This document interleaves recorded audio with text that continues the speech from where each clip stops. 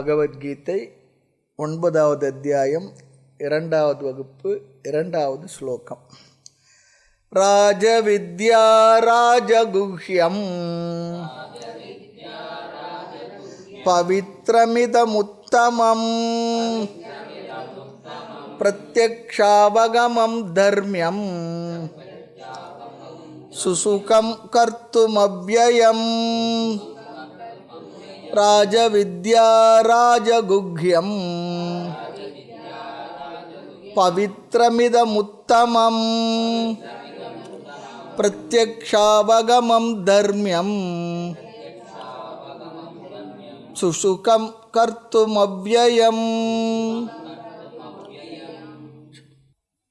பகவான் தான் சொல்லப் போகின்ற ஞானத்தினுடைய மகிமைகளை இந்த ஸ்லோகத்தில் 7 சொற்கள் மூலமாக பேசுகின்றார்.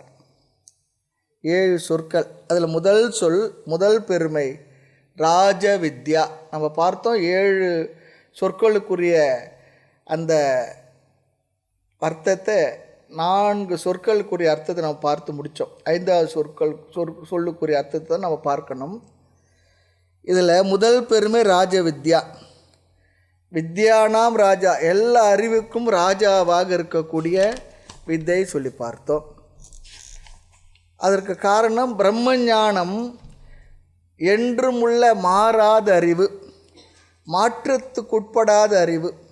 வாழ்க்கையில் ஒரு முறை இந்த பிரம்ம ஞானத்தை பெற்றுவிட்டால், அறிந்துவிட்டால், அடைந்துவிட்டால் பிற்பாடு அந்த அறிவு அல்லது அந்த அறிவை எந்த அறிவும் மாற்ற முடியாது, மாற்ற முடியாது. முந்தைய எனக்கு ஒரு அறிவு இருந்தது, ஆனால் இப்போ அந்த அறிவு மாறி போயிடுது, மாற்றத்துக்கு உட்பட்டது, அப்படிலாம் இல்லை. ஆக பிரம்ம ஞானம் மட்டும் என்றுமுள்ள மாறாத அறிவு. ஆக வித்யானாம் ராஜா, எல்லா அறிவிலும் மேலான அறிவுன்னு சொல்லி பார்த்தோம். மற்ற எல்லா அறிவும் மாற்றத்துக்கு உட்பட்டது சொல்லி பார்த்தோம்.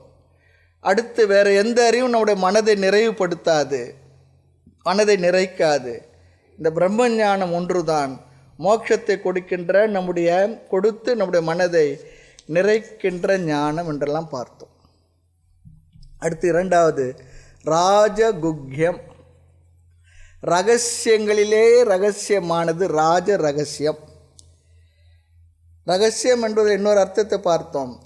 புதிருக்குள் பெரிய புதிராக இருப்பது ஆத்ம வித்யா தான். ஆகவே இது ராஜகுஹ்யம். ஏனென்றால் என்னுட்கலந்தாய் யான் அறியாதிருந்தாய், நானாக இருந்து கொண்டு என்னை நான் அறிந்து கொள்ள முடியலையே, அறியலையே.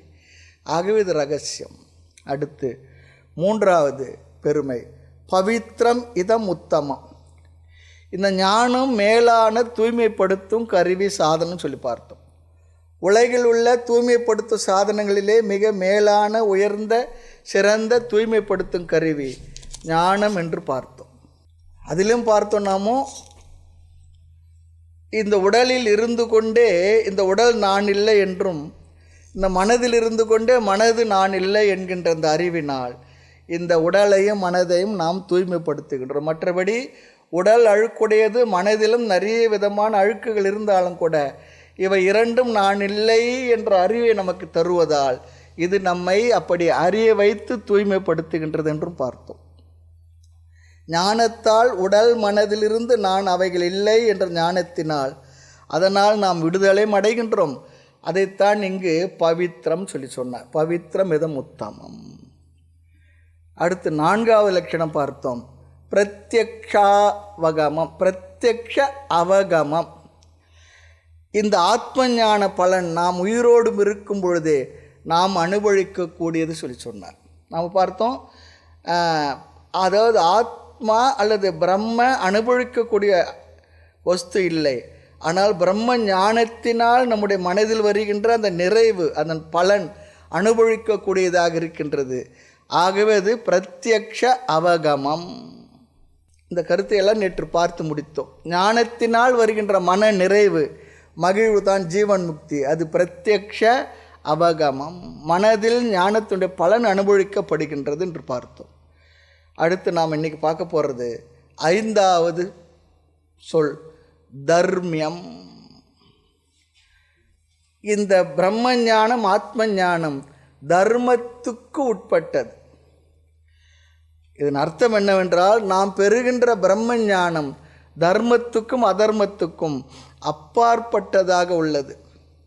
நச்சிகேதன் யமதர்மராஜாவிடத்தில் ஆரம்பத்தில் ஆத்மா பற்றி சில கேள்வியெல்லாம் கேட்டு நிறைவாக மறுபடியும் கேட்ட கேள்வி, எந்த ஒன்று தர்மத்துக்கும் அதர்மத்துக்கும் அப்பாற்பட்டதாக இருக்கின்றதோ அந்த ஒன்றை பற்றி அறிவை கொடுங்கன்னு சொல்லி கேட்டேன். அதே போல் இங்கே பகவான் பேசுகின்றார், நாம் பெறுகின்ற இந்த பிரம்ம ஞானம் தர்மத்துக்கும் அதர்மத்துக்கும் அப்பாற்பட்டதாக உள்ளது. இப்படி கேட்டவுடன் நமக்கு ஒரு சந்தேகம் வரும், தர்மத்துக்கும் அப்பாற்பட்டது என்றால் இது அதர்மமானதா? இந்த ஞானம் அப்போ அதர்மமானதாக இருக்குமா? பதில் இது என்னவென்றால், இது தர்மத்துக்கு அப்பாற்பட்டதாக கடந்ததாக இருந்த போதிலும் இது தர்மியம் சொல்கிறார். அதுக்கு தான் கொஞ்சம் விளக்கம் பார்க்க போகிறோம். தர்மத்துக்கு உட்பட்டது என்கின்றார். இதனுடைய உள்ள அர்த்தம் என்னவென்றால், சாஸ்திரமானது நீ மனிதன் என்ற ஸ்டேட்டஸோடு வாழணும்னு சொன்னால் சில விதி நிஷேதங்கள், சில சட்ட திட்டங்கள் இப்படி இருந்தால் தான் நீ மனிதன் சொல்கிறது. இல்லை சொன்னால் நாம் என்ன ஆகிவிடுவோம்? மிருகத்தை போல் ஆகிவிடும். ஏற்கனவே அப்படி தான் இருக்கிறோம், அது வேறு விஷயம். மனுஷனாக இருக்கணும்னு சொன்னால் நீ இப்படிலாம் இருந்தால் தான் நீ மனிதன். விதி சொல்கிறது நீ இப்படித்தான் வாழ வேண்டும், இதைத்தான் செய்ய வேண்டும். விதி என்றால் இப்படி தான் செய்யணும், டூஸ். அதெல்லாம் நிஷேதம் என்றால் இதை செய்யக்கூடாது, இது செய்யக்கூடாத விஷயம் என்ற ஒழுக்க கட்டுப்பாடுகளை நமக்கு சாஸ்திரமானது விதித்துள்ளது. இப்படி இருந்தால்தான் நீ மனிதன். இந்த விதி நிஷேதத்தை கொடுப்பது எதுவென்றால் வேதத்தினுடைய பூர்வ பாகம் என்று சொல்லக்கூடிய கர்மகாண்ட பகுதி. ஆக வேதாந்தத்துக்கு வந்தவுடன் ஞான உபதேசமெல்லாம் செய்த பிறகு ஞானிக்கு சாஸ்திரமானது ஒரு முழு அனுமதியை கொடுத்துருது, பிளாங்க் செக் ஒன்று கொடுத்துருது. என்ன? நீ எந்த கட்டுப்பாட்டுக்கும் உட்பட்டவன் இல்லை என்று சொல்லிவிடுகின்ற ஞானிக்கு ஒரு முழு சுதந்திரத்தை கொடுத்தது. நீ விதி நிஷேதங்களுக்கு அப்பாற்பட்டவன். ஞானிக்கு ஒரு நியமமும் இல்லை, அவனுக்கு விதியும் இல்லை நிஷேதமும் இல்லை. நீ விதி நிஷேதத்துக்கு அப்பாற்பட்டவன் சொன்னால் நீ இப்படி செய் அப்படி செய்யாது என்றெல்லாம் ஞானிக்கு கட்டளை இடாது. இன்னொன்றுத்துக்கும் கட்டளை இடாது, மிருகத்துக்கும் கட்டளை இடாது, ஞானிக்கும் கட்டளை இடாது. அப்போ அது ஞானி மிருகத்தன்மைக்கு ஒத்து போவானான்னா அப்படிலாம் இல்லை. அவன் அடைந்த ஞானத்தின் மூலமாக அவன் இருக்கக்கூடிய அந்த ஸ்திரத்தன்மை ஞான நிஷ்டையில் இருக்கக்கூடிய ஞானிக்கு உனக்கு எந்த ஒரு விதி நிஷேதமும் கிடையாது என்று சொல்வதற்கு காரணத்தை நம்ம பார்க்கணும். ஆனால் ஞானியையும் குழந்தையும் ஒன்றாக சாஸ்திரம் பேசும். ஒரு கோணத்தில் நமக்கு ஒரு சந்தேகம் வரணும், விதி நிஷேதம் ஞானிக்கு இல்லை என்றால் அவன் அந்த அடைந்துள்ள அந்த ஞானம் தர்மத்துக்கு முரண்பாடாக இருக்குமா? தர்மத்துக்கு முரண்பாடாக இருக்குமா? பகவான் சொல்கிறார் மறுபடியும், தர்மியம். ஞானிக்கென்ற விதி நிஷேதம் கிடையாது என்றால் ஞானியினால் எந்த காரணத்தை கொண்டும் தர்மத்தை விட்டு வாழ முடியாது. தர்மம் என்பது அவனுடைய இயல்பாக இருக்கும், ஸ்பான்டேனியஸாக இருக்கும். தர்மத்தை அவனால் துறக்க முடியாது. ஏனென்றால் அவன் தர்மத்தினுடைய சொரூபமாக இருப்பான். மனதளவில் ஞானத்தின் மூலமாக தர்ம அதர்மத்தை கடந்தது ஆத்மா என்று புரிந்திருப்பான். செயல் அளவில் அவன் தர்மத்தை ஞானியும் கூட துறக்க முடியாது. அவசியமில்லை, வாழ்வே தர்மத்தினுடைய இயல்பாக தர்மத்தினுடைய அடையாளமாக இருந்து கொண்டிருப்பான். யாரிடத்தில் யாருக்கு உபதேசம் செய்ய முடியும் சொன்னால், யார் தவறாக எங்கு செயல்பட வாய்ப்பு இருக்கின்றதோ அங்குதான் அவர்களுக்குத்தான் உபதேசம் தேவை. தவறே நிகழாத இடத்தில் சாஸ்திர உபதேசம் பிரயோஜனமற்றது. ஞானி இடத்துல சென்று நீ தர்மமாக இருன்னு சொல்லாது. ஏன்னா அவனுடைய வாழ்க்கை அவருடைய இயல்பாக தர்மமாக தான் இருக்கும். நமக்கு எப்போவாவது தர்மத்தில் சந்தேகம் வந்தால் அவங்க வாழ்க்கையில் எப்படி நடந்து கொண்டார்கள் அதை பார்த்தா அதுதான் தர்மம்னு புரிஞ்சுக்கலாம். இந்த சிஷ்டாச்சாரம்னு சொல்லுவாங்க. ஆமாம், அதனால தான் பெரியவங்களுடைய வாழ்க்கை வரலாறுலாம் படிக்கிறதுக்கு காரணமே அவர்கள் வாழ்க்கையில் எந்தெந்த ஒரு இக்கட்டான சூழ்நிலைகள் மற்றதெல்லாம் என்ன முறையை அவர் கையாண்டார்கள் என்பது தான் அந்த கால தர்மம். அப்படி அதற்காக தான் அவருடைய வாழ்க்கையில் நாம் பார்த்து தெரிந்து கொள்கின்றோம். அப்படி தவறே நிகழாத இடத்தில் சாஸ்திர உபதேசம் பிரயோஜனமில்லை. ஒரு உதாரணத்துக்கு சொல்லலாம், மது அருந்தாதே. ஏன்னு சொல்கிறது? மது அருந்துவதற்கு வாய்ப்பு இருக்கிறதுனால மது அருந்தாதே சாஸ்திரம் சொல்கிறது. தமிழ்நாட்டில் சொல்ல முடியுமான்னு தெரியல. அரசாங்கமே திறந்து வச்சு விற்றுக்கிட்டு இருக்கு. ஆக நெருப்பை குடிக்காதே, இது தேவையில்லை. ஏனென்றால் வாய்ப்பே இல்லை. யாரும் நெருப்பு எடுத்து குடிப்பாங்களா? வாய்ப்பே இல்லை. விஷத்தை குடிக்கின்றார்கள். இப்போ விஷத்தை குடிக்கிறவன் குடிக்கிறதுன்னு முடிவு பண்ணிட்டான்னு வச்சுக்கோமே, விஷத்தை குடிச்சு தான் அவனு முடிவு பண்ணிட்டான். அவன் சொன்னாலும் என்ன பண்ண போகிறான்? குடிக்கத்தான் போகிறான். ஆகவே கேட்க மாட்டான். கேட்காதவனுக்கு சொல்லாது. எங்கு எதை உபதேசம் செய்தால் அதை மீறி போக வாய்ப்பு இருக்குமோ அங்குதான் உபதேசம் தேவை, செய்ய வேண்டும். யார் கேட்கவே மாட்டார்களோ அங்கு உபதேசம் செய்யாது. எதை செய்யவே முடியாது அதையும் சாஸ்திர உபதேசம் செய்யாது. திடீரென்று மனுஷன் இடத்துல வந்து நீ பறந்து போன்னு சொல்லுமா? எல்லாம் முடியாது. ஆக ஞானியிடம் நீ தர்மப்படி வாழணும் என்று உபதேசம் செய்ய வேண்டிய அவசியம் இல்லை. ஆக காரணம், அவன் அதர்மமாக வாழவே முடியாது. அவனால் நம்ம சொல்லுவோம் சில நேரத்தில், என்னால் தான் நினச்சி கூட பார்க்க முடியலைங்கன்னு சொல்லுவோம். சில பேர் பண்ணக்கூடிய அட்டூழி அநியாயங்களை பார்க்க நம்மளால் நினச்சி கூட பார்க்க முடியலன்னு சொல்லுவோம். அப்போ என்ன, நாம் அப்படி அந்த தர்மத்தில் ஊறி இருக்கிறோம். நம்மளால் மீறி செய்யவே முடியாது. ஆக அவர் தர்மமாக வாழ்ந்து கர்மயோகத்தை செய்து சித்த சுத்தி அடைந்து ஞான யோகத்துக்கு வந்து பிறகு ஞான நிஷ்டனாகி இப்போ ஞானியாக இருந்துக்கிட்டு இருக்கார். ஞானத்தினால் வாழ்ந்து கொண்டுள்ளார். தர்மப்படி வாழ்ந்தால்தான் சித்த சுத்தி, ஞான விஷயங்கள், விசாரம் எல்லாம் வரும், ஞானமும் வரும், ஞான பலனும் அவர்களுக்கு கிடைக்கும். ஆக தர்மமும் அவனும் வேறு வேறு இல்லை, ஒன்றே. ராமரை பற்றி சொல்லும் பொழுது அவர் தர்மத்தின் வடிவம் சொல்லுவாங்க. ராமர் எப்படி நடந்தாரோ அதுதான் தர்மம். தர்மம் எப்படி இருக்குன்னா ராமனை பாருன்னு சொல்கிறோம். அதுபோல் ஆகவே தர்ம அதர்மத்துக்கு அப்பாற்பட்ட ஆத்ம ஞானம், ஞானிக்கு அவன் அடைந்த ஞானம் அப்படிப்பட்ட ஞானமாக இருப்பதால் அது தர்மியம்.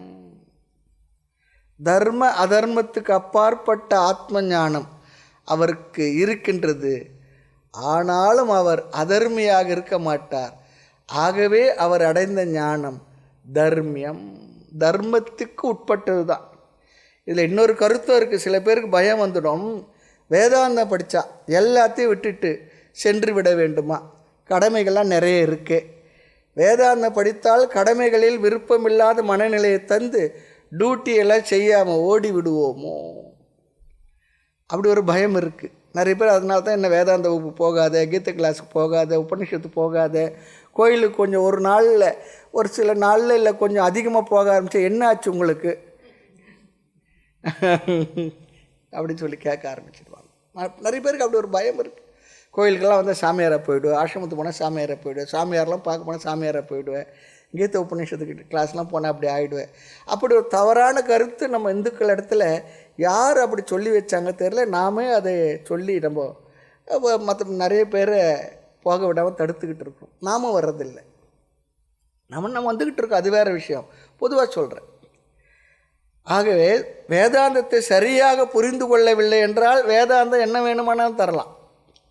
சரியாக புரிந்து கொண்டால் வேதாந்தமானது நம்முடைய கடமைகளை ஒழுங்காக புரிந்து கொள்ள பெரிதும் உதவியாக இருக்கும்.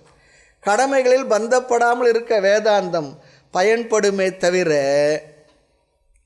நம்முடைய சுதர்மத்தை விட்டுவிடும்படி அது என்றும் செய்து விடாது. ஆகவே பயமே வேண்டாம்.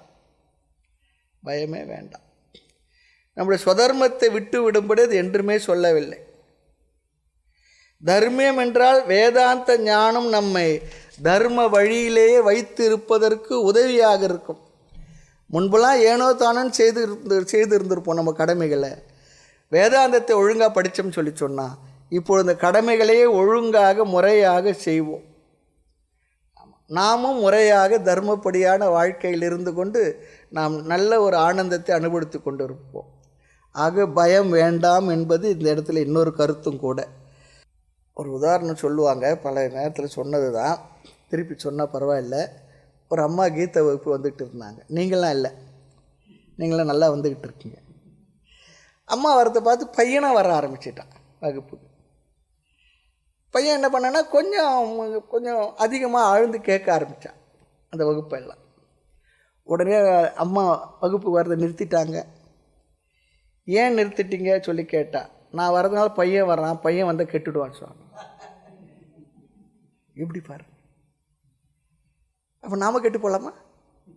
நான் வந்தேன், அவனுக்கு ஏன் அது? எப்படி பாருங்கள், நான் வகுப்புக்கு வந்த பரவாயில்ல, பையனுக்கு தேவையில்லை அப்படி சொல்கிறேன். நிறைய பேர் பார்த்துருக்குறோம். ஒருத்தர், ஒரு பையன் கூட நண்பராக இருந்தவர், அவர் இந்த யோகாசன வகுப்புகள்லாம் இருக்கும்பொழுது சென்னையில் வகுப்புகள்லாம் வாப்பாங்க. அவனுக்கு ஆர்வம் தான். அவங்க அம்மா அவனே சத்தம் போட்டது இல்லாத நம்மையும் கூப்பிட்டு, நீங்கள் தான் போய் வீணாக போகிறீங்க, அவனை ஏன் கூப்பிட்டுட்டு போகிறீங்க. அதுக்கப்புறம் ஒரு 5-10 வருஷம் பொறுத்து அவனை பற்றி ஒரு கம்ப்ளைண்ட் சொன்னாங்க. நான் ஒன்றுமே சொல்லலை, சிரிச்சுக்கிட்டு அமைதியாக வந்துட்டேன். அப்போது அந்த அம்மா வந்தது என்ன, பொழுதுபோக்குக்காக வந்தது, பயம் வந்துடுச்சு. இந்த பயம் அவசியமே இல்லை. நிறைய பேர் வேதாந்த பாடம் என்று கேட்க சென்று நிறைய நேரத்தை நீங்கள் வீணாக்கிக்கிட்டு இருக்கீங்க. அப்படியே ஒரு குற்றச்சாட்டு இருக்குது நமக்கு. ஆனால் வேதாந்த படிப்பு நமக்கு என்ன கொடுக்கும் என்றால், முதலில் நம்மை நமக்கு அறிமுகப்படுத்தி வைக்கும். நீ யார் என்பதை நமக்கு அறிமுகப்படுத்தி வைக்கின்றது. அடுத்து நம்மிடத்தில் இருக்கிற குறை நிறைகளை அதுவே நமக்கு கண்ணாடி போல் வெளிச்சம் போட்டு காட்டிவிடும். நம்ம இடத்துல இருக்க குறை நிறை நமக்கு நிச்சயமாக சிந்திக்க வைத்துவிடும். இந்த உலகத்தை நமக்கு தெளிவாக படம் பிடித்து காட்டிவிடும்.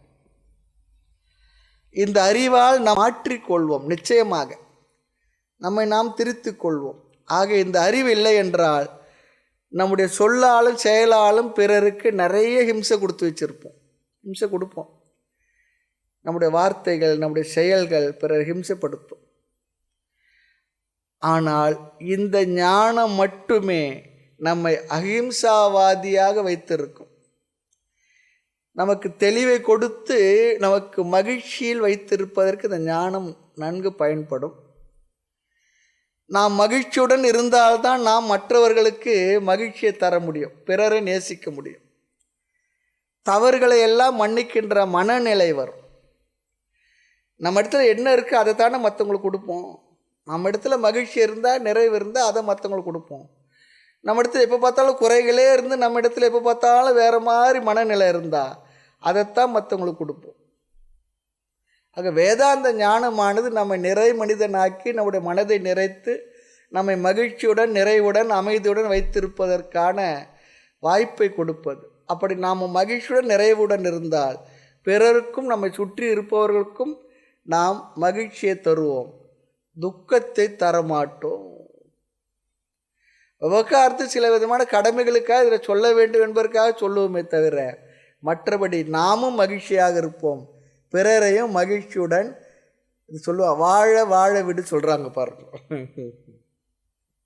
அதுபோல் தவறுகளை எல்லாம் மன்னிக்கின்ற மனநிலை வரும். தவறு சுட்டி காட்டின என்பதற்காக பொறுப்புக்காக சொல்லலாம். அடுத்து என்ன, அந்த தவறையும் நினச்சிக்கிட்டு இருக்கிறதுலாம் இல்லை, சரி பரவாயில்லை அப்படி சொல்லி. ஆக இது நம்மை நிறை மனிதன் ஆக்குகின்றது. புகழுக்கு, பதவிக்கு, பொருளுக்கு அடிமையாகாதவனாக நம்ம வைத்திருக்கோம். இவ்வாறு ஆக்குவதுதான் வேதாந்தம். நம்ம சும்மா சொல்லணும், வரட்டு வேதாந்தம், திண்ண வேதாந்தம், பழம் பஞ்சாங்க, இந்த வார்த்தையெல்லாம் நாமே நம்முடைய தர்மத்தில் இருக்கக்கூடிய கருத்துக்கள் மேலே தேவையில்லாமல் நாம் ஏற்றி வைத்துள்ள தவறான அபிப்பிராயங்கள். இதெல்லாம் சொல்ல வரட்டு வேதாந்தம், திண்ண வேதாந்தம், பழம் பஞ்சாங்கம், இதெல்லாம் சொல்லிக்கிட்டு இருப்போம். அதாவது எவ்வளோ உயர்ந்த உத்தமமான வேல்யூ இருக்குன்றத நாமே அதையெல்லாம் தாறுமாறாக சொல்லி வச்சுருக்கோம். அப்படி இல்லை. ஆக வேதாந்தம் நம்மை தர்மத்திலிருந்து வீழாத, ஒழுக்கத்திலிருந்து வீழாத சக்தியை, பாதுகாப்பை தருகின்றது. இந்த ஞானம் ஒன்றுதான் நம்மையும் நம்மோடு சம்பந்தம் வைத்திருப்பவர்களையும் காப்பாற்றுகின்றது, தர்மத்துக்குள் நம்மை வைத்திருக்கின்றது. அடுத்து சொல் பாருங்க, கர்த்தும் சுசுகம். சுசுகம் அப்படி சொல்லி சொன்னால் எளிமையானது, சுலபமானது, சுகமானதுன்னு சொல்கிறாங்க. கர்த்தும் சொல்லி சொன்னால் செயல்பட, அபியாசம் செய்ய எளியது, சுலபமானது. எது? இந்த வேதாந்த ஞானம். அனுஷ்டிக்க சுலபமானது, கடினமில்லைன்னு சொல்கிறார். வேதாந்தத்துடைய பலன் மிக மிக எளிமையான, மேலான, இதற்கு மேல் ஒரு பலனை நாம் அனுபவிக்க முடியாது, அப்படி ஒரு பலனை கொடுக்கக்கூடியது. அவ்வளோ உயர்ந்த பலன் இந்த ஞானத்தினால் கிடைக்கின்றது. சாதாரணமாக உலகத்தில் நியதி என்னவென்றால், அதிக பலன் வேண்டுமென்றால் அதிகமாக கஷ்டப்படணும். யார் அந்த பலனை விரும்புபவன் சாதகன். இது சாதாரண நியமம். ஆனால் வேதாந்தத்தில் உயர்ந்த பலனை அடைய அதிக கஷ்டப்படணுமா சொன்னால், ரிஷிகள் இந்த ஞானத்தை பெற தலை கீழாக நின்று பார்த்தாங்களே, தபஸ்லாம் பண்ணாங்களே. நாங்கள்லாம் வீட்டிலே இருக்கிறோமே, இருந்தால் எங்களுக்கெல்லாம் அந்த ஞானம் வருமா? நம்ம அப்படிலாம் நம்ம நினைக்கலாம், மனசில் வரும் எல்லோருக்குமே. எங்களுக்கெல்லாம் அந்த ஞானம் வராது. ஏன் தெரியுங்களா? நாங்கள்லாம் எவ்வளவு சௌகரியமாக இருக்கணும், கஷ்டப்படாமல் ஞானம்லாம் எப்படி வரும்? நாமே முடிவு பண்ணிடுறோம், நாங்கள்லாம் சம்சாரிங்க, எங்களுக்கெல்லாம் எங்கெங்கே இதெல்லாம் வர்றது அப்படி சொல்லி சிரிச்சுக்கிட்டே சொல்லிவிட்டு நம்ம என்ன பண்ணுவோம்னா, ஒரு அது எக்ஸ்கியூஸ், அது நமக்கு ஆமாம் வராது இருக்கிறது. அதெல்லாம் நமக்கு நாமே ஒரு நியாயப்படுத்தி கொள்ளக்கூடிய விஷயங்கள் இதெல்லாம். சரி, ஆசிரமத்துக்கு போய் வாங்கலை, அதற்கும் ரெடியாக இல்லை. ரிஷிகள் தலை கீழாக நின்று இந்த ஞானத்தை பெற்றார்கள் சொன்னால் இங்கே ஒரு கருத்து நாம் ஞாபகம் வச்சுக்கணும். ரிஷிகள் தலை கீழாக நின்று தவம் செய்ததெல்லாம் ஞானத்துக்காக இல்லை, சில சித்திகளை பெறுவதற்காகவும் சில விதமான சில மன உறுதியை பெறுவதற்காக அதற்காக அந்த தவத்தை எல்லாம் செய்தார்கள். நமக்கு அந்த சித்திகளெல்லாம் வேண்டும் சொன்னால் அப்படிலாம் தலைகீழாக நிற்கலாம். ஆக இங்கே சாஸ்திரம் சொல்லுகின்றது, உன்னை அறியாமல் நீ சில சித்திகளை பெற்றிருந்தாலும் கூட நீ அவைகளை துறந்து விடு என்கின்றது. ஏனென்றால் அந்த சித்திகளெல்லாம் உனக்கு வேதாந்த மார்க்கத்திற்கு தடைக்கல்லாக இருப்பது. சினமிறக்க கற்றாலும் சித்தியெல்லாம் பெற்றாலும் மனமிறக்க கல்லார்க்கு வாயேன் பராவர். மனம் அடங்க கற்கவில்லை என்றால் சித்திகள் கூட பிரயோஜனம் இல்லை என்றார். அப்போ மனம் அடங்காமல் சித்திகளை பெற முடியுமா என்றால், சில சாதனங்களை சில வகையிலே முறையாக செய்யும் பொழுது அது தவத்தின் மூலமாக சில அமானுஷ்யமான சக்திகள் ஒரு மனிதனுக்கு வந்து அமைகின்றது, இல்லைன்னு சொல்லலை. ஆனால் அது என்ன தெரியுங்களா, நமக்கு ஏதோ ஒரு சித்தி வெளிப்பட்டு விட்டது சொன்னால் நம்ம சுற்றி அதற்கான ஆட்கள் சேருவார்கள், நம்ம மனசு அப்படியே போயிடும். ஞானத்திற்கு அது தடை, ஞான நிஷ்டைக்கு பெரிய தடை அது.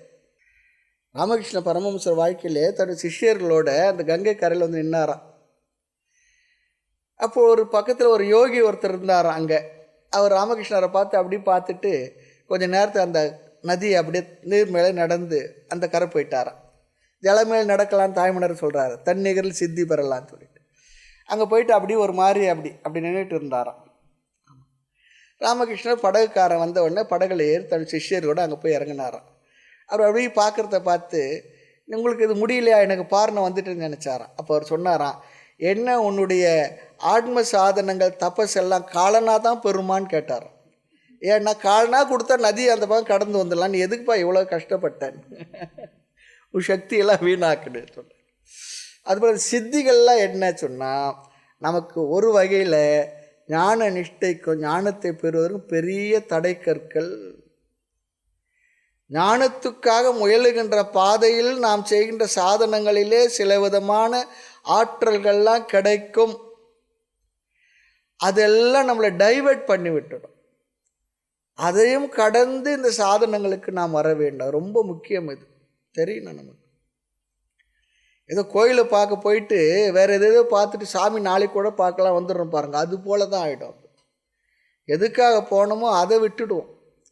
அதே போல் இன்னொன்று இருக்குது, வேதாந்தம் படிக்க வர்றவங்களுக்கு சம்ஸ்கிருத ஞானம் வேண்டும் என்பதற்காக சம்ஸ்கிருதத்தை படிப்போம். அற்புதமான உயர்ந்த ஒரு தேவ பாஷை. கடைசியில் என்ன ஆகிடும்னா, வேதாந்தத்தை விட்டுட்டு பாஷைக்குள்ளே போயிடுவோம். மொழி அறிஞராக வந்திருப்போமே தவிர, சம்ஸ்கிருத பண்டிட்டாக வந்திருப்போம் தவிர ஞானத்துக்குள்ளே போக மாட்டோம். அதனால தான் வேதாந்த ஆசிரியர்கள் என்ன சொல்லி கொடுக்குறாங்க, உனக்கு படித்து தெரிஞ்சுக்கிற அளவுக்கு மொழி அறிவு போது, அதுக்கு மேலே உனக்கு மொழி அறிவு வேணால் வேதாந்தத்துக்குள்ளே இரு, அதுதான் ஞானத்தை கொடுத்து மோட்சத்தை தரும், அதுக்கு தானே நீ வந்திருக்கே அப்படி சொல்லுவாங்க. நிறைய பேர் அப்படின்னு டைவர்ட் ஆகிடுத்துருக்கு. வாழ்க்கையில் நிறைய பேருக்கு ஒவ்வொரு வகையில் ஒவ்வொரு டைவர்ஷன். இந்த ஃபோர்வேலாம் போடும்பொழுது டேக் டைவர்ஷன் டைவர்ஷன் போயிட்டு இப்போ தான் கொஞ்சம் பரவாயில்ல. அது போல் ஒரு ஒன்றா போயிட்டு கடைசியில் என்ன ஆகுன்னா எதுக்கு வந்தோன்றது தெரியாமல் எங்கேயோ போய் நிற்போம் கடைசியில். அதெல்லாம் நடக்கும், மனித வாழ்க்கையில் நடக்கும், சாதாரண வாழ்க்கையில் லௌகிக வாழ்க்கையில் கூட என்னென்ன நடந்திருக்கும் நம்ம பார்க்கலாம். எப்படியோ நினச்சி வாழ்க்கையை தொடங்கியிருப்போம், அது எங்கேயோ போய் ப்ளஸ்ஸாக முடிஞ்சிருக்கலாம், மைனஸாக முடிஞ்சிருக்கலாம். அதுக்கு காரணம் நம்முடைய ஸ்திரமின்மை, நிர்ணயம் செய்யாதது. எது கிடைச்சாலும் அதில் அப்படியே நம்ம போக ஆரம்பித்தது தான். இதுதான் என்று நிர்ணயம் செய்து போயிருந்தால் ஏதோ ஒரு விஷயத்தில் நாம் நின்று இருப்போம், அதில் வெற்றியும் அடைந்திருப்போம், நிறைவும் நமக்கு கிடைச்சிருக்கும். ஆக வேதாந்தத்திற்கு இந்த சித்திகள் எல்லாம் தடை என்கின்றார். சித்திகளில் நீ உள்ளவரை உனக்கு ஞானம் வராது, நீ ஞானத்தை அடையவே முடியாதுன்னு சொல்கிறது. ஆக பொதுவாக சாதாரண நியதி ஒன்று இருக்கின்றது. கொஞ்சம் கஷ்டப்பட்டால் கொஞ்சம் பலன், அதிக கஷ்டப்பட்டால் அதிக பலன். ஆனால் அந்த நியதி இங்கு வேதாந்த தத்துவ ஞானத்தை பெறுவதில் அது பயன்படாது. இந்த நியதி பொருந்தாது. வேதாந்த ஞானத்திற்கு விதிவிலக்கு இந்த நியமம் என்ன?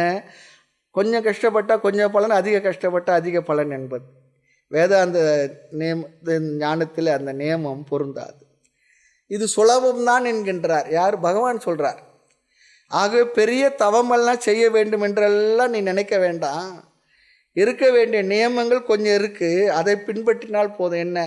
சமதமாதிகளை பின்பற்றிக்கொள், விவேக வைராகியம் கொஞ்சம் இருந்தால் போதும், கேட்பதற்கு மனதில் ஒரு ஆர்வம் இருந்தால் போதும், சாதாரண வாழ்க்கையை லீட் பண்ணிவிட்டு ஒரு பக்தியாக இறைவனிடத்தில் நிஷ்காமியமாக இருந்து இந்த விஷயங்கள்லாம் மனதில் வரவழைத்து கொண்டு அமைதியாக அமர்ந்து சாஸ்திரங்களை கேட்டாலே போதும். இதுக்கு மேலே பெரிய தவமெல்லாம் நீ பண்ணணுன்ற அவசியம் இல்லை. இந்த ஞானம் உனக்கு சுலபமாக வந்துவிடுன்னு சொல்கிறேன். அதுதான் சொல்லுவாங்க, பேசாமல் இருக்கிறது சுலபம், சாப்பிடாமல் இருக்கிறது சுலபம். ஆனால் நாள் முழுக்க தேவையானதை மட்டும் பேசி தேவையானதை மட்டும் அளவாக சாப்பிட்டு தான் கடினம். ஒன்று சாப்பிடாத இருப்போம், ஒன்று சாப்பிட்டுக்கிட்டே இருப்போம். அளவாக சாப்பிட தான் ரொம்ப கடினம். ஒன்று பேசிக்கிட்டே இருப்போம், இல்லைன்னா கோவம் வந்தால் வீட்டில் பேசாத இருப்போம். வீட்டில் என்ன பண்ணுவாங்க, அப்புறம் பரவாயில்ல நீங்கள் பேசி தொலைங்க, இது பெரிய பிரச்சனையாக இருக்குன்னு பேசிட்டுங்களே சொல்லுவாங்க.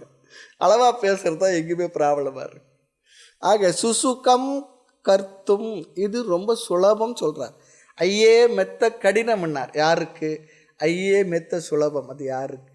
தகுதியானவர்களுக்கு சுலபம், தகுதி இல்லாதவர்கள் கடினம். கணக்கு பாட ரொம்ப கஷ்டம், அது யாருக்கு? கணக்கு பாட ரொம்ப சுலபம், அது யாருக்கு? ரெண்டும் இருக்குது. கடினம் சொன்னால் எல்லாருக்கும் கடினம் இல்லை, அது ஆளை பொறுத்து இருக்கு. ஆக கோர தபஸெல்லாம் இங்கே அவசியம் இல்லை. கடமைகளை தேவையானதை மட்டும் செய்து வாழ்க்கையை வாழ்ந்து வந்தால் போதும். பகவான் இங்கு தபஸை கூட அசுர தபஸ் என்றெல்லாம் சொல்ல போகிறார், நம்ம அங்கே பார்ப்போம். அப்படிப்பட்ட அசுர தபஸெல்லாம் உனக்கு இங்கு தேவையில்லை.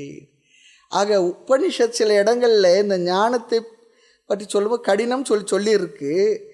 ஏன் கடினம் சொல்லியிருக்குன்னா, சுலபம் என்று சொன்னால் அங்கு வந்து அந்த ஞானத்தை பெறும்பொழுது சிறு இடங்கள் வந்தாலும் நமக்கு என்ன ஆகிவிடும், அவ்வளோதானா அப்படி சொல்லி போயிடும். சுலபம் சொன்னால் ரொம்ப சுலபம் சொன்னாங்களே, கடினம் சொன்ன என்ன ஆகுன்னா அந்த இடத்துக்கு போனோம், கொஞ்சம் சில சிரமங்கள் வந்தாலும் நம்ம கடினம்னு சொல்லி தானே கூப்பிட்டுட்டு வந்தாங்க, நாம் அதுக்கு தயாராகிடும், நம்ம மனசு தயாராகிடும். அதனால தான் எங்கன்னா போகும்பொழுது கூட யாத்திரைக்கோ மற்ற இடத்துக்கு கொஞ்சம் சிரமம் இருக்குங்க, பார்த்து யோசித்து வாங்கன்னு சொன்னால் அதுக்கு நம்முடைய மனதும் தயாராகிடும், நாமும் தயாராகிடும். இல்லைங்க ஒன்றும் இல்லைங்க, ஒரு கஷ்டமும் இல்லை, ரொம்ப சுலபம்னு சொன்னாங்க. போனால் ஒரு சிறு சிரமம், ஒரு சிறு சௌகரிய குறைவு கூட நம்மை பெரிய அவஸ்தைக்குள்ளாக்கிவிடும். ஆகவே கடினம் என்று சொல்வது நம்முடைய சைக்கலாஜிக்கல் அப்ரோச் தான். கடினம் என்பது நீ ஜாகிரதையாக கொஞ்சம் முயற்சி பண்ணணும் என்பது தானே தவிர, முயற்சி வரக்கூடிய சிரமங்களிலிருந்து நம்மை விடுவிப்பதற்காக இந்த வார்த்தையை சாஸ்திரமானது பயன்படுத்துகின்றது. ஆக கடினம் என்று முயலும் பொழுது நாம் எதிர்பார்த்து முயல்வோம், சரியாக எஃபர்ட்டுடன் போவோம், அப்போ நமக்கு சுலபமாகிவிடும். ஆக இது சுலபமும் இல்லை கடினமும் இல்லை. கடினம் என நினைத்து பயந்து கொள்ளக்கூடாது, எங்களுக்கெல்லாம் அது வராது அப்படிலாம் நீ சொல்லாதுன்னு சொல்கிறார். நம்பிக்கை வரணும். கடினம் என்று நமக்கு வராது என்று நீ இதை ஒதுக்கி விடாதே. இதெல்லாம் மகான்களுக்கே வரலைங்க, அதெல்லாம் மகான்களுக்கு தான் வருங்க, இப்படிலாம் வார்த்தை. எங்களுக்கெல்லாம் அதெல்லாம் சரிப்படாதுங்க அப்படி சொல்லிட்டு அப்படியே நைஸாக ஓடி போய்ட்டுருக்கு, தப்பிச்சுக்கிறது. ஆகவே அப்படி சொல்பவர்கள் பகவான் சொல்லுகின்றார், சுலபம், சித்திகளை அடைவதுதான் கடினமே தவிர ஞானத்தை அடைவது அவ்வளவு கடினமில்லை. அடுத்து 7வது சொல் பாருங்க, கடைசி சொல் அவ்வியம், அழியாத பலனை கொடுக்கக்கூடியது. ஒரு முறை இந்த ஞானத்தை அடைந்து விட்டால் இழக்க மாட்டோம்னு சொல்றார். அதனால சொல்லும், ஞானம் வந்தா போகாது, அறியாமை அஞ்ஞானம் போனால் வராது. ஞானம் வந்துடுதுன்னா அதில் நிஷ்டை அடையிலன்றது அடுத்து அறிவு வந்தால் போகாது, அறியாமல் போனால் வராது. ஒரு வகையில் எதுனா கொஞ்சம் மறந்துருப்புமே தவிர அது இந்த அர்த்தத்தில் எடுத்துக்கூடாது. ஆக ஒரு முறை இந்த ஞானத்தை அடைந்து விட்டால் இழக்க மாட்டோம். வியம் சொல்லி சொன்னால் செலவு, அவ்வியம் சொல்லி சொன்னால் தேயாதது, நம்மை விட்டு போகாதுன்னு சொல்கிறார். வாழ்வில் எதை அடைந்தாலும் அது நம்மை விட்டு சென்று விடும். வாழ்க்கையில் எதை அடைந்தாலும், அது ஆரோக்கியமாக இருக்கட்டும், செல்வமாக இருக்கட்டும், உறவுகளாக இருக்கட்டும், பதவியாக இருக்கட்டும், என்ன அடைந்திருந்தாலும் அதெல்லாம் நம்மை விட்டு சென்று விடும். ஆனால் ஆத்ம ஞானம், ஞான பலனை நாம் அடைந்து விட்டோம்னு சொல்லி சொன்னால் அது நம்மை விட்டு போகவே போகாது. இந்த கல்வியை பற்றிய பலனில் நம்ம பார்த்துருப்போம்.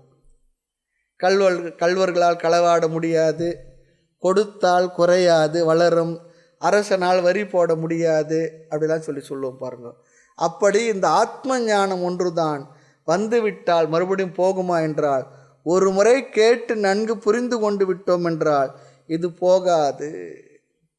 அடுத்து இந்த ஞானத்தின் பிரயோஜனம் என்னவென்றால், இதற்கு முன்பாக ஞானத்தை அடைவதற்கு முன்பாக இந்த உலகத்தை பார்த்த பார்வையே வேறு.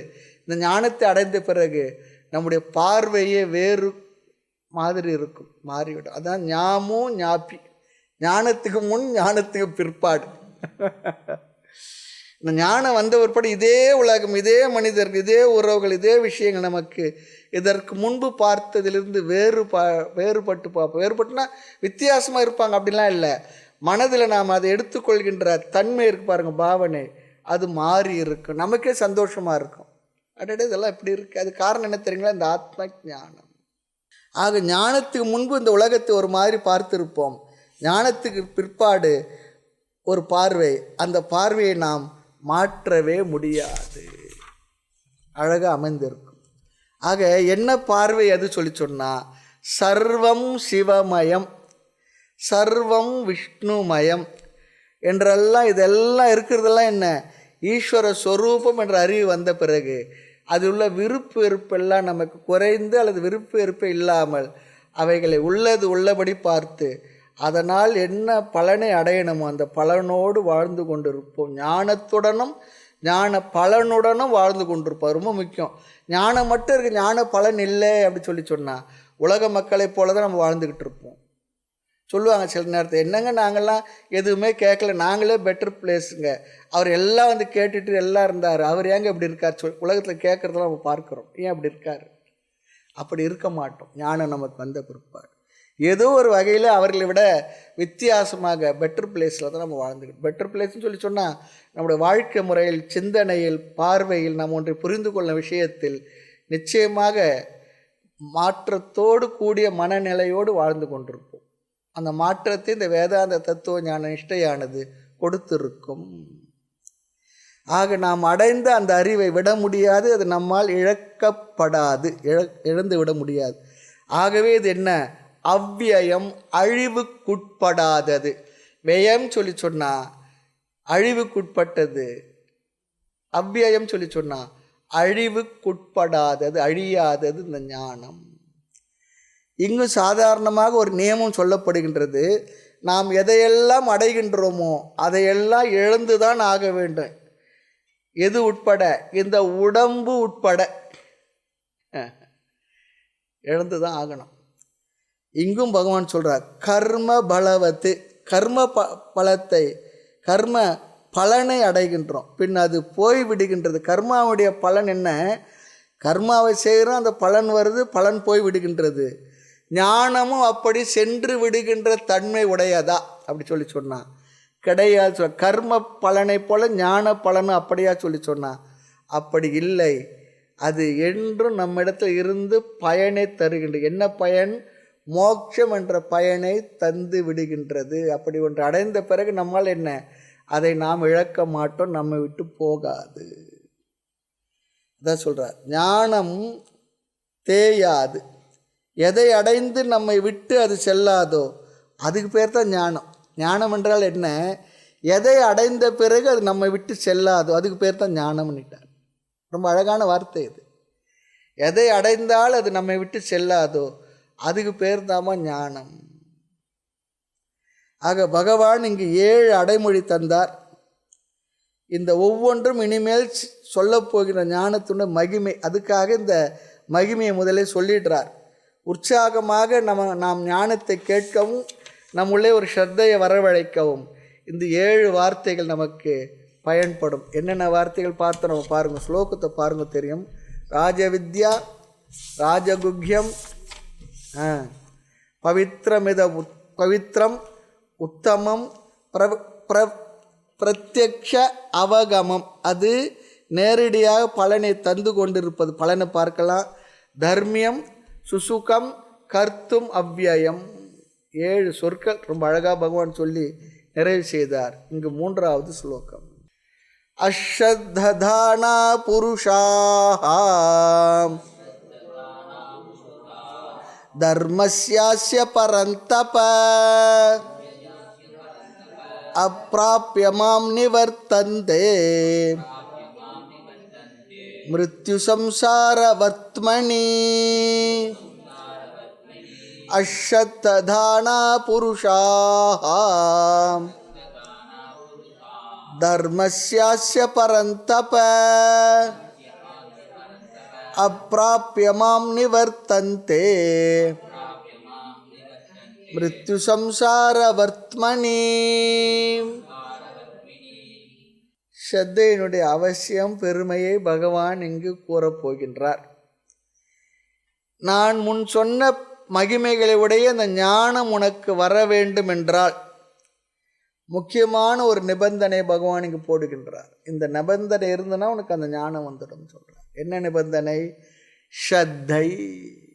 முதல் வரியில் அதை சொல்றார். 2வது வரியில் இந்த ஞானம் இல்லாததனுடைய விளைவையும் கூறுகின்றார். சம்சார சொரூபத்தை சொல்லுகின்றார்.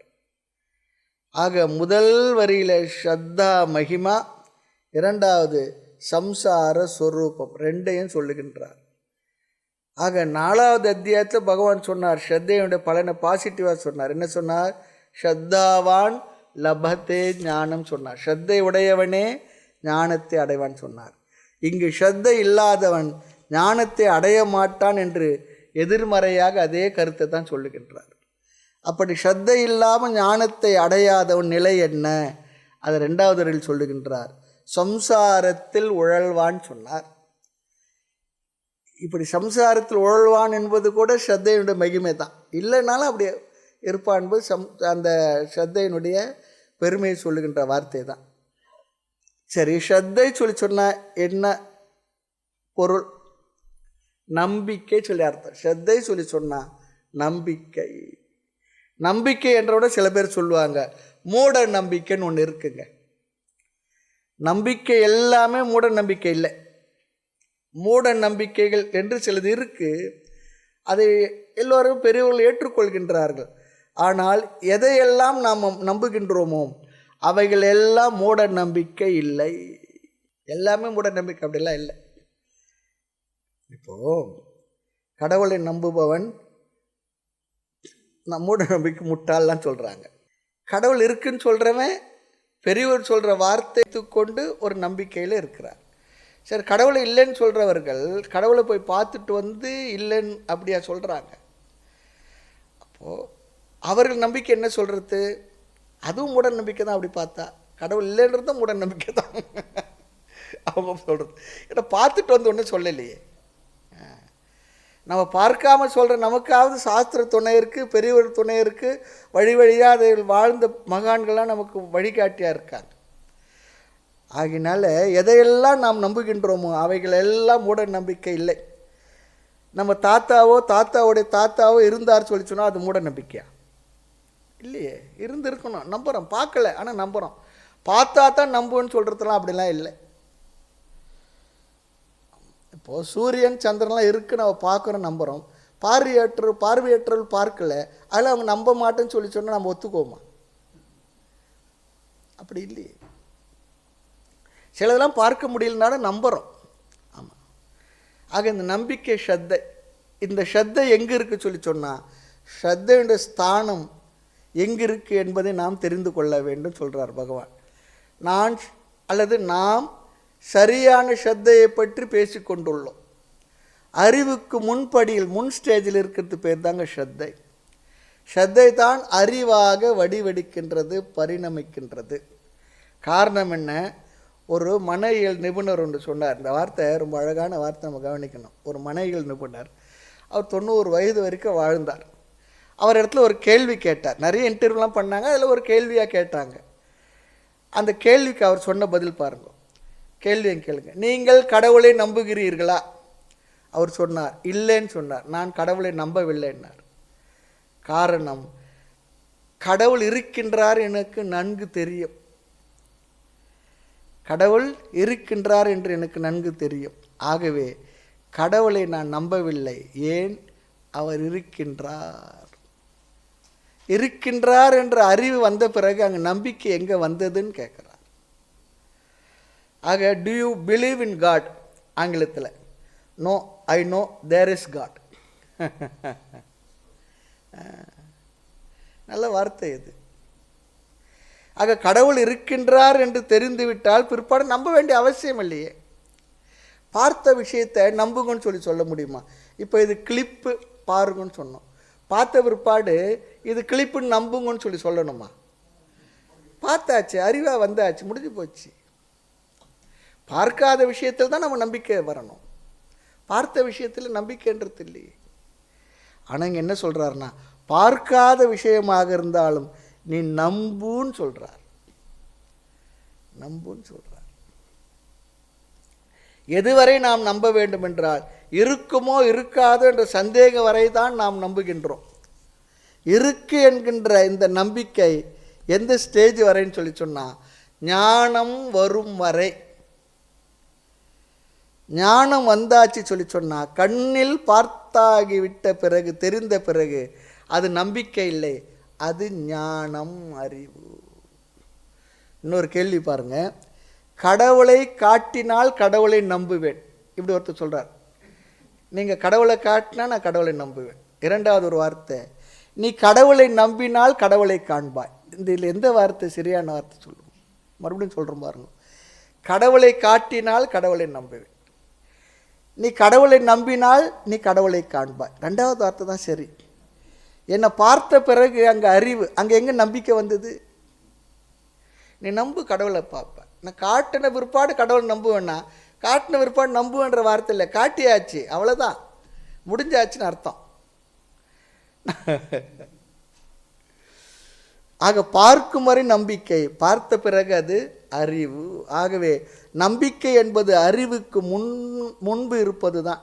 ஸ்ரத்தையே நம்பிக்கையாக வடிவெடுக்கின்ற ஸ்ரத்தை சொன்னால், ஸ்ரத்தை தான் என்ன? ஞானமாக வடிவெடுக்கின்றது. அந்த நம்பிக்கையே ஞானமாக வடிவெடுக்கின்றது. ஸ்ரத்தை மலர்ந்தால் அது ஞானம். அப்போ ஸ்ரத்தை என்பது அரும்பு போல என்றால், அது மலர்ந்தால் என்ன? ஞானம். ஆக ஒருவனுக்கு ஸ்ரத்தையே இல்லை என்று வைத்துக்கொள்வோம், அவனுக்கு ஞானம் எப்படி வரும்? அதைத்தான் பகவான் இங்கு சொல்கின்றார். ஸ்ரத்தையே ஞானமாக கன்வெர்ட் ஆகின்றது, வேறு வழியே இல்லை. ஸ்ரத்தை இல்லாதவனுக்கு ஞானம் என்பது வராது.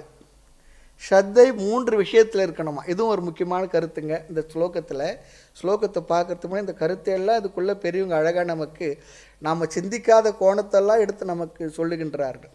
அதனால தான் அடிக்கடி சொல்லுவோம், பாஷ்யக்காரர் இருந்தாருன்னு நம்ம தப்பிச்சோமோன்னு சொல்லுவோம். ஆமாம், உரை ஆசிரியர்கள் இருக்கிறதுனால நமக்கு இதெல்லாம் தெரிகின்ற. நாமே உட்காந்து யோசனை பண்ணால் இவ்வளோ விஷயங்கள் வருமா தெரியாது. ஸ்ரத்தை 3 விஷயத்தில் இருக்கணுமா. முதல் விஷயம், ஞான சொரூபத்தில் ஸ்ரத்தை இருக்க வேண்டும். பலருக்கு ஞான சொரூபத்தில் ஸ்ரத்தை இருக்கிறது இல்லை. ஞான சொரூப்னா என்ன? அத்வைதம்தான் ஞான சொரூபம். பகவான் அத்வைத ஞானத்தை தான் கொடுக்கின்றார். அந்த ஞானத்தில் ஸ்ரத்தை இருக்க வேண்டும் சொல்றார். ஞான சொரூபத்தில் ஸ்ரத்தை. எனக்கு அத்வைத ஞானமே எனக்கு இருக்கின்றது என்று சொன்னால் அங்கு ஸ்ரத்தை இருக்க வேண்டிய அவசியம் இல்லை. ஏன்னா ஞானம் ஆயிட்டுது. ஞானமாகவே வந்து விட்டது. அந்த ஞானத்தை இருக்கிறன்னா அங்கே நம்ப வேண்டியதில்லை.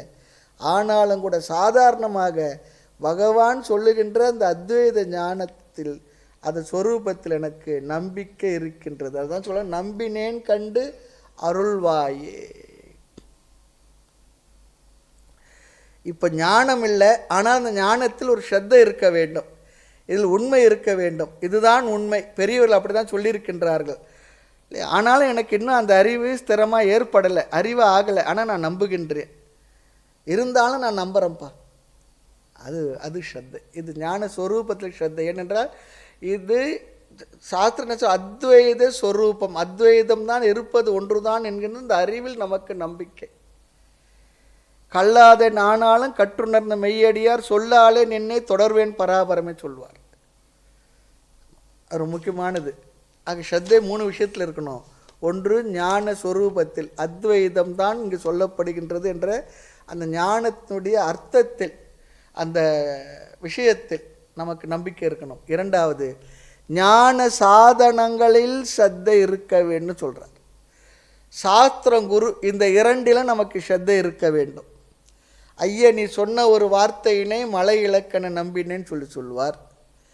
இந்த ஞானத்தை பொதுவாக சொல்லுவாங்க சில பேர், இந்த ஞானத்தை விட நான் ஒத்துக்கிறேங்க, அத்வைத ஞானத்தில் எனக்கு ஸ்ரத்தை இருக்குது. ஆனால் அந்த அத்வைத ஞானத்தை கொடுக்க குருவோ சாஸ்திரமோ தேவையில்லை. இது ரெண்டாவது பிரச்சனை. முதல்ல ஞான ஸ்வரூபத்தில் ஸ்ரத்தை இருக்கணும். சரி, எனக்கு ஞான ஸ்வரூபத்தில் ஸ்ரத்தை இருக்குது, ஆனால் அதை குருவோ சாஸ்திரமோ கொடுக்க வேண்டும் என்பதில் எனக்கு ஸ்ரத்தை இல்லை இல்லையா? அதில் எனக்கு ஸ்ரத்தை இல்லைங்க. அதை தான் சொல்கிறேன். ஆனால் இங்கே சொல்கிற அந்த அத்வைத ஞானத்தை தருகின்ற சாதனங்களிலும் உனக்கு ஸ்ரத்தை இருக்கணும். சாதனம் எது? குரு சாஸ்திரம். குருவையும் சாஸ்திரத்தையும் பிரிக்கவே முடியாதனால குரு சாஸ்திரம் சேர்ந்து சொல்லுவோம். சாஸ்திரம் தனியாக பேசாது. என்றைக்காவது ஒரு நாள் நம்ம வீட்டில் நம்ம வாங்கி வச்சுருந்த கட்டோபனிஷத்தோ அல்லது பகவத்கீதையோ பிரம்மசூத்திர புஸ்தகமோ நம்ம கூப்பிட்டு, ஏப்பா வாங்கி வச்சு ரொம்ப வருஷம் ஆகுது, நீ இன்னும் ஒரு தடவை பிரித்து படிக்கலை, கொஞ்சம் பிரித்து படியேன், நான் உனக்கு சொல்கிறேன்னு பேசியிருக்கா? பேசுமா? பேசாது. அது சொல்கிற ஒருத்தர் இருக்கணும். கல்லெறிய பாசி கலைந்து நன்னீர் காண நல்லோர் சொல் உணரும் ஞானம் வந்து தோன்றும் பராபரமே சொல்வார். மூடி இருக்கக்கூடிய பாசி படர்ந்த தடாகம் இருக்கு, அது அப்படி தண்ணி தெரியாமல் இருக்குது. யாரோ ஒரு கல் எறிஞ்சு அல்லது கொஞ்சம் விளக்கி விட்டால் அது இருக்க நல்ல தண்ணி தெரியுமா? அதுபோல் நமக்கு இதையெல்லாம் எடுத்து சொல்வதற்கு குருவும் சாஸ்திரமும் ரொம்ப முக்கியம். குரு இல்லாத வித்தை குருட்டு வித்தை சொல்லுவாங்க. குருட்டினை நீக்கும் குருவினை கொள்ளார் சொல்லுவாங்க. ஆகவே இது சொல்லிக் கொடுக்குறது குரு சாஸ்திரம் இருக்கணும். அதுதான் சாதனம். அதிலையும் ஸ்ரத்தை இருக்கணும். அடுத்து மூன்றாவது, ஞான பலன். இதிலையும் ஸ்ரத்தை இருக்கணும். அந்த ஞானத்தினால் வருகின்ற பலனில் நமக்கு ஸ்ரத்தை இருக்கணும். சில பேர் சொல்லுவாங்க, அத்வைத ஞானம் உண்மைன்னு தெரிகிறது, அது குரு சாஸ்திரத்தில் வருகின்றது என்பது தெரிகின்றது, ஆனால் இந்த ஞானமானது நீங்கள் சொல்லுகின்ற பலனை கொடுக்குமா என்பது எனக்கு சந்தேகம் வந்துடுச்சு. எப்படி இதெல்லாம் தெரிஞ்சுக்கிட்டு அமைதியாக இருக்க முடியும்? எப்படி இந்த உலக விவகாரத்து சம்சாரத்துக்குள் இருந்து கொண்டே இதில் தாக்கப்படாமல் இருக்க முடியும்?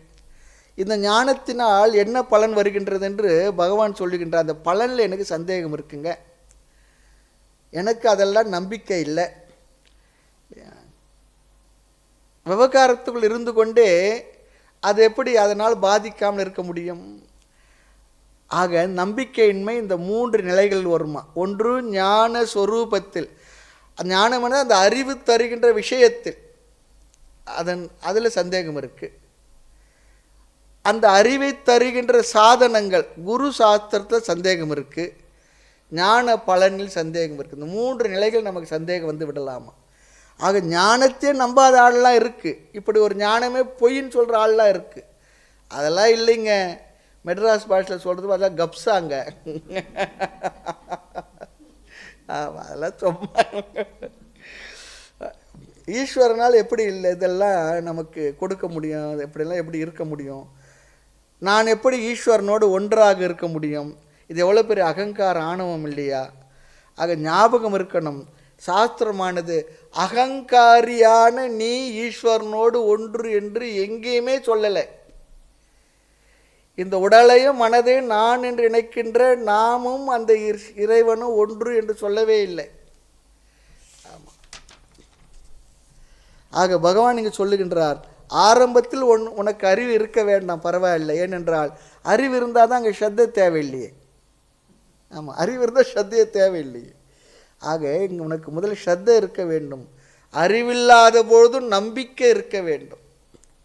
சிலருக்கு ஞானத்தில் நம்பிக்கை இருக்கும், சாதனத்தில் நம்பிக்கை வராது. குரு எதுக்கு? கீதை புஸ்தகம்லாம் எதுக்குப்பா? உபனிஷத்துலாம் எதுக்குப்பா? அதெல்லாம் எப்படி நமக்கு ஞானத்தை கொடுக்க முடியும்? சரி, உபனிஷத்து கொடுக்கலாம், அது கூட ஒத்துக்கிறேன். குரு எதுக்கு? நானே படிச்சுக்கிறேனே, நானே தெரிந்து கொள்கின்றேனே, என் அறிவு தான் எனக்கு குரு, குரு அவசியம் இல்லை. இப்படியெல்லாம் நிறைய தர்க்கங்கள் இருக்குது அறிவு நேரத்தில். ஆக சில பேருக்கு ஞானத்தில் நம்பிக்கை இருக்குது, சில பேருக்கு ஞானத்திலே நம்பிக்கை இல்லை. அடுத்து ஞானத்தில் நம்பிக்கை இருந்தாலும் அது தரும் சாதனங்கள் நம்பிக்கை இல்லை. நீங்கள் கூறுகின்ற சாதனம் இருக்கே, இந்த ஷவண மன நிதித்தியாசனம், கீதை உபனிஷத், இதெல்லாம் எதுக்காக? தேவையில்லை. வேறு சாதனத்தை ஞானம் வராதா அப்படிலாம் கேட்குற ஆள் இருக்குது. வேறு சாதனத்தில் இதுதான் அறிவை தரும் கருவி நீங்கள் சொல்கிறது எப்படி? வேறெல்லாம் அறிவை நமக்கு தராதா? அப்படியெல்லாம் கேள்வி இருக்குது. சில பேருக்கு வேறு ஏதேதோ சாதனங்கள்லாம் நம்பிக்கையும் இருக்கின்றது. சரி, அந்த ஞானம் இந்த பலனை கொடுக்கும், அதிலையும் எனக்கு நம்பிக்கை இல்லை. ஆக இந்த மூன்றில் யாருக்கு நம்பிக்கை இருக்கின்றதோ அவர்கள் தான் ஞானத்தை அடைவார்கள். ஸ்ரத்தை இல்லாதவர்கள் ஞானத்தை அடைய மாட்டார்கள் என்பது இங்கே பகவானுடைய கருத்து. ஸ்ரத்தை ஞானத்துக்கு முன் இருக்க வேண்டிய ஒரு பாவனை. இது 3 நிலைகள் இருக்க வேண்டும் என்று நாம் இப்போ பார்த்தோம். ஆக ஞான ஸ்வரூபத்தில் நம்பிக்கை என்பது இங்கு என்ன அறிவு புகட்டப்படுகின்றதோ அந்த அறிவில் நம்பிக்கை இருக்க வேண்டும். ஏனென்றால் இந்த ஞானத்தை நாம் கேட்டவுடன் இது வெறும் ஆரம்பத்தில் சப்தமாகத்தான் இருக்கும். காரணம் என்னவென்றால் இந்த உலகத்தை நாம் பார்த்து கேட்டு நுகர்ந்து சுவைத்து முழுமையாக அனுபவித்து கொண்டிருக்கும் பொழுது இந்த அனுபவமானது நமக்கு பலமாக இருக்குது. அறிவு சும்மா பேருக்கு சப்தமாக காதில் விழுந்திருக்கு, அவ்வளோதான். அனுபவம் பலமாக இருக்கும் பொழுது இந்த அறிவை நாம் ஏற்றுக்கொள்வது முடிவதில்லை. அடுத்து பகவானே வழிபட்டுக்கிட்டு இருக்கோம். பகவான் எங்கேயோ கோயிலில் இருக்கார், அல்ல ஒரு படத்தில் இருக்கார், அவர் எங்கேயோ இருக்கார், வேறையா இருக்கார், அவர் வழிபடப்படுபவர், நான் வழிபடுபவன், இப்படிலாம் பேதம் இருக்கு. ஆக உத்தமமான, ஆனால் இது யார் சொல்கிறார் இந்த வார்த்தையை? நாம் யாரை வழிபடுகின்றோமோ அந்த பகவானே சொல்கிறார். நமக்கெல்லாம் கிருஷ்ண ஜெயந்தி அன்னைக்கு நல்ல சலங்கை கட்டி ஓடி ஓடி வாயெல்லாம் பாடி அந்த சீடை முறுக்கெல்லாம் வெண்ணெய் அதெல்லாம் சாப்பிட்டுட்டு பிறந்த உடனே பகவான் சீடை முறுக்கெல்லாம் சாப்பிட்டாரா என்ன? நாம தான் நமக்கு சாப்பிட்றதுக்காக தான் அதெல்லாம் எல்லாம் சாப்பிட்டுட்டு அதோடு விட்டுடலாம். அதுக்கு மேலே என்னை கூப்பிடாதீங்க, கீதை வகுப்புக்கெல்லாம் என்னை கூப்பிடாதீங்க. அது பகவான் இதை சொல்லியிருப்பார். அதெல்லாம் நமக்கு அது கூட பகவான் சொன்னார், யாருங்க நீங்கள் எதோ எழுதி வச்சுட்டு எதோ கதை பண்ணிக்கிட்டு இருக்கீங்க, இப்படிலாம் சொல்கிற ஆள்லாம் இருக்குது. ஆமாம், ஆனால் இதை சொல்கிறது யார்? பகவான் தான். நம்ம சென்ற வகுப்பாக முன் வகுப்பில் பார்த்து நினைக்கிறேன், வேத மந்திரங்கள் கூட ரிஷி முனிவர்கள் நமக்கு கிரகித்து கொடுத்தார்கள். இறைவனுடைய வாக்காக இருந்தால் கூட பகவத்கீதை என்பது பகவானே தன்னுடைய வாயினால் தன்னை பற்றி பேசிய வார்த்தைகள். ஆமாம், பகவத்கீதை அந்த ஒரு விசேஷம் பகவத்கீதைக்கு இருக்குது, பகவானே பேசிய வார்த்தைகள். ஆக உத்தமமான இந்த ஞானத்தை நான் வழங்கியுள்ளேன்னு சொல்கிறார். உலகம் வெறும் தோற்றம், ஈஸ்வரனும் ஜீவனும் அடிப்படையில் ஒன்று, அத்வைதத்தை இங்கு பகவான் நமக்கு போதிக்கின்றார். ஆக இது கேட்டவுடன் நம்முடைய அனுபவத்தில் துவைதம்தான் பலமாக இருக்குது. ஆகவே சந்தேகம் வருகின்றது. அப்பொழுது அந்த சந்தேகத்திலிருந்து நம்மை காப்பது எது தெரியுங்களா? எப்பொழுது பகவானை பற்றிய விஷயத்திலும் உபதேசத்தில் இறைவனை பற்றிய விஷயத்திலும் சந்தேகம் வருகின்றதோ அந்த சந்தேகத்தை நீக்கி அந்த இடத்துல நம்ம பாலம் போல ஒட்டி வைப்பது எது தெரியுங்களா? ஸ்ரத்தை தான். நான் நம்புகின்றேன், அவ்வளோதான். அதான் சொல்கிறார். சந்தேகம் வரும்பொழுது அந்த சந்தேகத்தில் நம்மை காப்பது ஸ்ரத்தை தான். எனக்கு புரியாவிட்டாலும் இதில் உண்மை இருக்க வேண்டும் என்ற நம்பிக்கை. எதில் நம்பிக்கை? பகவான் புகட்டுகின்ற அத்வைத ஞானத்தில் நம்பிக்கை. இரண்டாவது, அத்வைத ஞானத்தை எப்படி நாம் எங்கிருந்து பெறலாம் என்பதில் சாதனத்தில் நம்பிக்கை. என்ன சாதனம்? குருவிடத்தில் சாஸ்திரத்தில் நம்பிக்கை. மூன்றாவது, அது தருகின்ற ஞான பலனில் எனக்கு நம்பிக்கை இருக்கின்றது. ஆக யார் ஒருவர் ஞானத்தை உணர்ந்து சாதனைகளை செய்து பலனை அனுபவிக்கின்றார்களோ அவர்களுக்கு ஸ்ரத்தை அவசியமில்லை. ஸ்ரத்தை மூலமாக பயணம் செய்து அவர்கள்தான் ஞான பலனை அனுபவித்து கொண்டிருக்கிறார்கள், அனுபவிப்பார்கள். அவர்கள் அடைந்தவர்களாக இருப்பார்கள், அடைந்து விட்டார்கள். இதுதான் ஆச்சாரியர் ஆதிசங்கரர் தருகின்ற விளக்கம்.